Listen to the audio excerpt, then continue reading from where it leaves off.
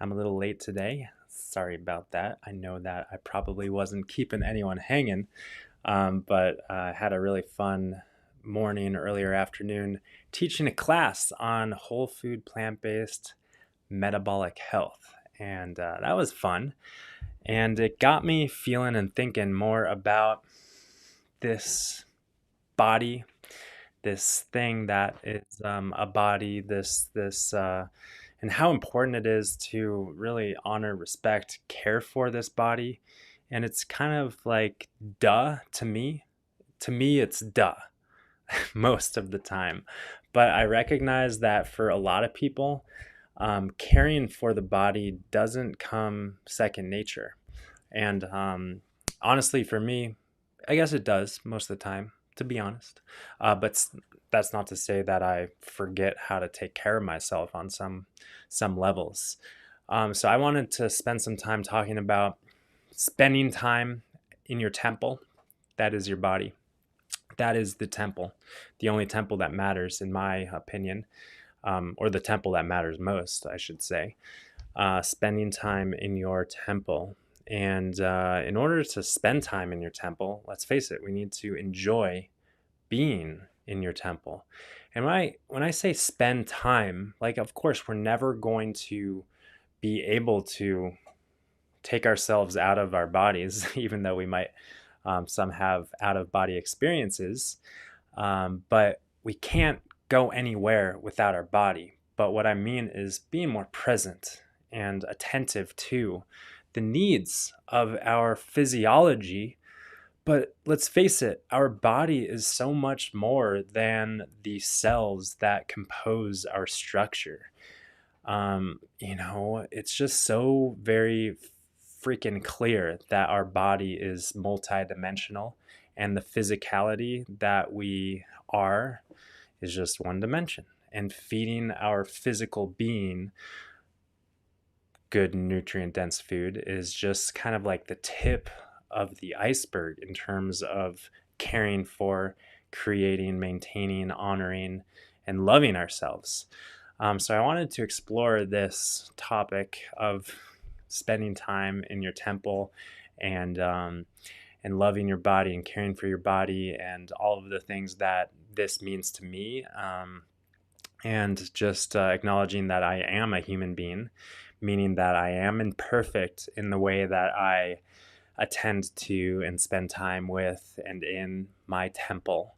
But it's a process of like learning and growing and taking better care, because as we learn and grow and take better care of our insides and our outsides, we not only enjoy the experience of being in our bodies, but from that place of peace, from that place of health, and from that place of enjoyment, we're able to literally consciously evolve or ascend or up level our being in the world, in the universe.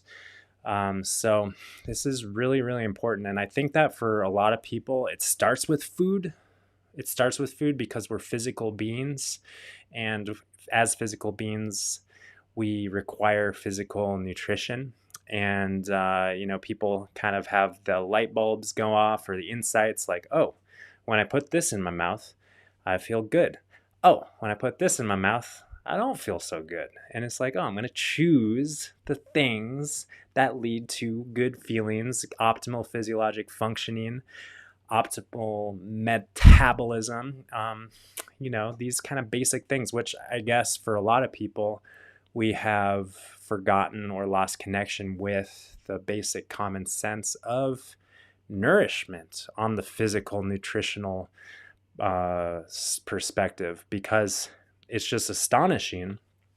Sorry, I feel like I'm ranting. So I'm going to pause, slow down.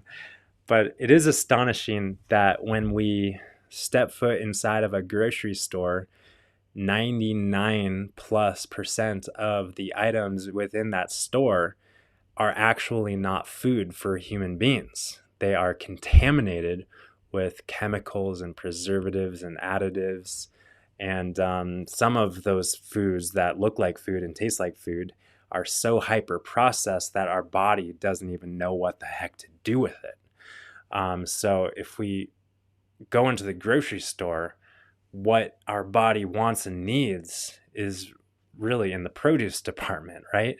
And obviously also in the bulk food section in terms of the intact whole grains that a lot of people are freaking afraid of, and the legumes and beans, and our starchy vegetables that, oh my gosh, they're so cheap and also so deeply nourishing and grounding and health promoting. So that's kind of like attending to and taking care of the Temple 101, right? Putting good stuff in that turns the lights on. You want to keep the lights on. And the metabolism and our physiology, and putting things in that creates optimal energetic production and physiologic flow. It's common sense. And it's sad, and I'm not trying to criticize or demean anyone who feels disconnected from common sense and in terms of taking care of themselves, but it's just like one of those things, like we got to do it. There's no way around it. And if we don't do it, if we don't attend to that temple in that sense, then we pay the price. We suffer the consequence in some way, shape, or form. There's just these universal laws of cause and effect. And if we don't do good within, we're going to feel bad on some level. So the self-nourishment, the nutrition, that is the tip of the iceberg that most people connect with. And then that, to some degree, my experience, I guess this is true. But for others, I certainly witness, like, we start cleaning up the temple, we start turning the lights on, we start feeling in our body more profoundly, and just the simple nature of being present in our being, we have such amazing experiences, spiritually, consciously, in terms of our insights and evolution of consciousness. And it's just so simple and straightforward that, makes sense to me, at least, when we clean things up. Because as we nourish ourselves and clean things up and kind of get rid of the junk that is interfering with our flow of physiology, then we're able to harness and feel so much better and just be more present. And just the nature of being present as a human being leads to evolution of consciousness, leads to insight. That's just like programmed into us to have these awakening experiences, to have this evolution of consciousness. It's like, as we know that a human being grows from a baby to a toddler to an elementary school student to high school and graduates and college and whatever into life, we know that growth, maturity process happens. But also, there's an invisible process of growth and maturity and conscious evolution, which is very much unlinear, non-linear in nature. The physical growth and maturity is pretty linear in nature. Our spiritual growth and maturity, I guess, is very much non-linear, which leads to some difficulty for some, such as myself. But in any case, we're growing, we're learning, we're evolving. And just the nature of being present on planet Earth in our temple, we do it. We are it. And we don't have to seek or sign up for any sort of class or program to learn how to grow and evolve. It is in us, and we do it, and we are it by being present. So that's just like a byproduct of being healthy, the way I see it. And then I've become more sensitive to this fact that, in addition to our physiologic energy requirements in terms of just food, like, a lot of people feel tired, and it's like, I wonder why I'm tired. Well, are you putting food in your mouth? Are you chewing it? Are you digesting it? Are you absorbing it? Are you metabolizing it? Are these processes happening? Are you putting enough food in your mouth? Is that happening? Like that's requirement number one, right? Like that for our physiological energy requirements and production and maintaining our our physical energy. But we have emotional energy. We have spiritual energy. How are we nourishing ourselves, or how are we minding that flow? Are there things that we can eat that increase our emotional energy or increase our capacity to feel emotions and deal with emotions? Or when we have a temper tantrum, or you know fall apart, quote unquote, so to speak, how do we recuperate? How do we fill back up in our energetic emotional reserves?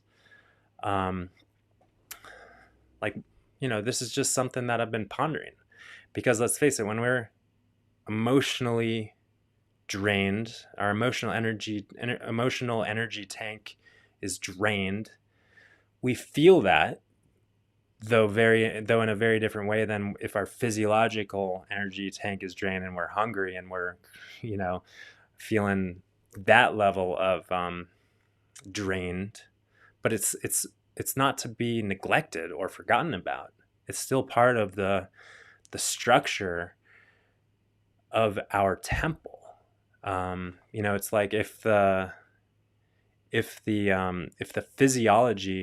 physiologic needs are the brick and mortar of the temple that constructs and erects the building that is our body, then the electrical wiring and the lights that actually, like the power to the lights, that's kind of like important too, right? That's kind of like our emotional energy sources. Um, so how do we plug in? How do we how do we pay our electric bill? Um, how are we taking care of ourselves, or are we? Do we need to? Do we need to be mindful of this? Do we need to do that? And I feel like I feel like we certainly do. Um, and really, the best way that I see to mind our emotional energy and to pay the electricity bill and to keep the lights on in that sense is self compassion. Really, because the only thing that is draining our energy, the only thing that's draining our emotional energy, is the criticism and low self esteem and negative thoughts and negative feelings that we hold on ourselves. Um, so it's like the ability to let go, the ability to let go allows for the free flow of energy. Because I said that it's like we've got to pay the electricity bill for our emotional energy needs, but in actuality we don't, because we've got infinite access to unlimited energy. But that's not to say that the tank is always full. So the filling is always happening, but some people are just opening up the faucets, leaving all the lights on, and everything's just flowing out. And that flow is, oh, that was interesting. I just got 10,000 steps by doing this. uh, so our flow, everything's flowing out. And it's okay. Like, we are meant to flow. We are built to flow. We are built to express and share our emotions. But if things are going out and things are flowing out more than that things are naturally filling up, we're going to feel drained. We're going to feel drained. So that's not to say that we need to like clamp down and not express our emotions. Or it's not to say that we need to fix anything really, but being mindful of this flow then we're kind of like programmed with the common sense to, okay, let it go, because really what's really the draining, is like holding on. That's tiring. That's tiring. Letting go is easy. No energy required to let go. Holding on, just think about, like, I mean, just literally, like when you close your fists, that requires energy. That requires the contraction of your muscles to close your fingers and let go. Opening, and then you like hold it. Opening, letting go doesn't require energy. Like physiologically, in terms of our muscles, like, yeah, it's the relaxation of our muscles, in fact. And then, like, emotionally, it's the relaxation of our emotional body. That doesn't require energy. So when our emotional body and when our physical body is relaxed, at peace, we're not holding on to stuff, we're not constricted, we're not feeling tense, we're not feeling like things should be different, we're not feeling like we need to fix ourselves, we're not feeling like we need to fix them or him or her. When we're like open, at peace, acceptance, surrender, that's easy. That's easy. And when we're not, and we feel the tension, we feel the constriction, we feel the grasping, all that is biofeedback letting us know, like, hey, open your hands. Hey, exhale. Hey, let that person off the hook. Hey, let yourself off the hook. Hey, be here now. Hey, life is happening through me and I can allow it. Hey, I have survived every difficult experience or emotion or moment that I have entered into. 100% of the time, I get through this. Whew. Maybe it's easier if I let that go. And sometimes we do let go, sometimes we don't let go, but we pay the price, which is not a bad thing. It's just feedback. So, it helps to understand these laws of cause and effect that are universal, and how really what we're experiencing is not a mystery. The reason why we're suffering, the reason why we're hungry, the reason why we're thirsty, the reason why we're sad, it's not a mystery. It's science. What leads to our experience is scientific, measurable. And as we become these kind of more scientifically minded in understanding the laws of cause and effect, then we are connected with the common sense to just take better care of ourselves. We don't need to learn any sort of techniques to drop the hammer that we're hitting ourselves on the head with. When we realize that our headache is due to hitting ourselves on the head, then we set down the hammer. Understanding the laws of cause and effect, understanding the consequences of our thoughts, behaviors, and actions, then we're like good to go. And obviously this is true physiologically, physically, in terms of our nutritional requirements and how we're sleeping and caring for our body. But what we're pointing at now is it's true in terms of how we're using our thought machine, and if we're using it against ourselves to create and hold on to a lot of tension, or are we being mindful of the fact that we're doing it to ourselves? And then when we understand that, we drop it, let it go. No weekend seminar necessary. Save your money. So that's kind of all I wanted to talk about, was this mindfulness, caring for and attending to the temple. Because when we are at peace in our temple and present in the now moment in the temple of our multidimensional being, then life happens where we are literally born to ascend and grow and wake up to the truth of who we are spiritually. There's no lessons to learn, because life is a lesson and we don't need to try. It's just happening. So sit down, relax, enjoy the show. That's the moral of the story, right?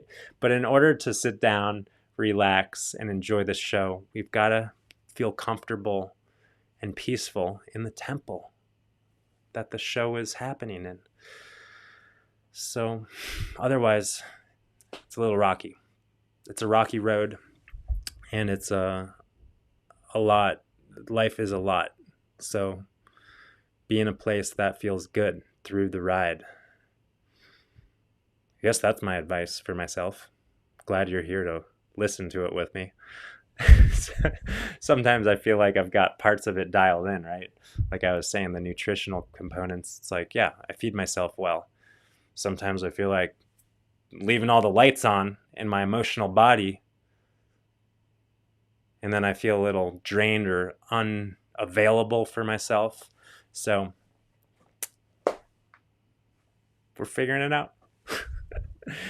Well, before I get into too much more blabber mode, I want to say thank you. And I also want to invite you to leave a comment. Let me know how this lands. And of course, share with anyone who maybe could use a little assistance in remembering how to care for their beautiful multidimensional being. I know I could use some help sometimes, and it's okay. It's okay to use some help and need some help and ask for some help and receive some help. There's a myth that's perpetrated out there that we are alone in our spiritual journey, our human experience. We're alone, and we're meant to go through this alone. It's never true. We're not alone. We can't be alone. We're not meant to be alone. Even if we think we're alone, we're not. Even if we look around and there's no one else around us, we're not alone. We're always supported by the interwebs, not the internet, but the interweb, the interconnectedness of consciousness. And rest in that, and trust and know and feel supported, because you are. I am. We are. Whew. All right. Peace and love, my friends. And until next time, I guess I'll probably be back Friday. All right. Until then.